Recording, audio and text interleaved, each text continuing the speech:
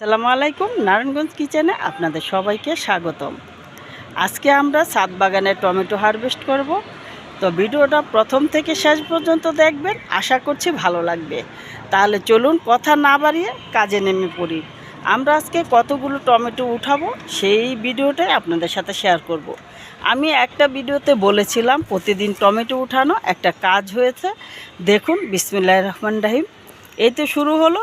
প্রায় 15 দিন যাবৎ আজ টমেটো হারভেস্ট করছি, উঠাচ্ছি, প্লাস খাচ্ছি, আত্মীয় স্বজনদের বাসায় দিয়েছি। কিন্তু বাজার থেকে একটি টমেটো আমার কিনতে হয় না। প্রতি বছর আমার ছাদ বাগানের টমেটোই আমার বছর পার হয়ে যায়, আমি আর বাজার থেকে কিনি না। তবে এইবার আমার ছাদ বাগানে কিছু সদস্য নতুন অ্যাড হয়েছে, সেটা হলো চেরি টমেটো। এই টমেটোটা আমি লাগাইনি, এবারই প্রথম লাগিয়েছি। আমার ছোটো বোন বীজ দিয়েছিল। তো দেখুন, এই টমেটোগুলো কিন্তু খুবই সুন্দর হয়েছে। এটার ফলন অনেক বেশি হয়, আর বড় টমেটোগুলো ফলন খুব কম হয়। এই যে দেখুন কত সুন্দর হয়েছে, তাই না? অনেক সুন্দর হয়েছে টমেটোগুলো। আমার ছাদে আমি যেখানেই জায়গা পাই, ছোট্ট একটা বক্সও যদি খালি থাকে সেখানেও একটা টমেটো চারা লাগিয়ে দিই। এই যে দেখুন, এই সাইডেও কিন্তু অনেকগুলো টমেটো বড় হয়েছে, আর পেকেছেও। এই সাইডে সবগুলো বড় টমেটো চারা লাগানো হয়েছে, আর সবগুলো টমেটো পেকে পেকে লাল হয়েছে অনেক। এই যে চলুন আপনাদের সাথে দেখাই আপনাদেরকে। এই দেখুন কত বড় হয়ে পেকেছে, অনেক বড় বড় সাইজ। এই যে এখানে একটা পেকেছে, এই দেখুন কত সুন্দর হয়ে পেকেছে গাছের।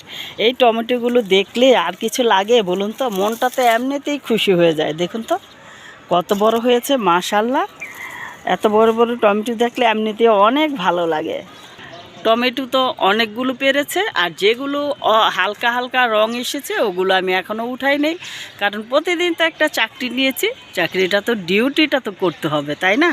এই দেখুন, রমজানের জন্য বেগুন গাছ লাগিয়েছি। এই যে আমার বেগুন গাছে বেগুন হচ্ছে। সামনের মাসে যেহেতু রোজা হবে, তো মাশাআল্লাহ মাশাআল্লাহ আমার বেগুনও কিনতে হবে না।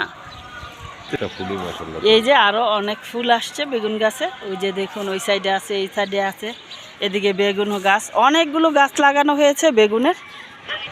আর এইখানে দেখুন, এখানে হচ্ছে বাড়ি ফোর টমেটো, যেটা লম্বা লম্বা জাতের, ওই টমেটোটা গাছ লাগানো হয়েছে পরে, কারণ সব টমেটো একসাথে পেকে গেলে আর ছাদে টমেটো থাকবে না, সেই জন্য এখানে এই গাছটা লাগানো হয়েছে। এখানে দুইটা গাছ অনেক বড় হয়েছে। এখন চলুন কতগুলো টমেটো হয়েছে সেটাই দেখায় আপনাদেরকে।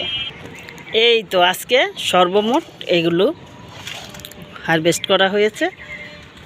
তো ভিডিওটা আপনাদের কাছে কেমন লাগলো অবশ্যই একটা কমেন্ট করে জানাবেন, আর যদি ভালো লেগে থাকে একটা লাইক কমেন্ট শেয়ার করে বন্ধুদের দেখার সুযোগ করে দিবেন। তো আজকের মতো এখানেই, দেখা হবে পরবর্তীতে নতুন কোনো ভিডিওর সাথে। আল্লাহ হাফেজ।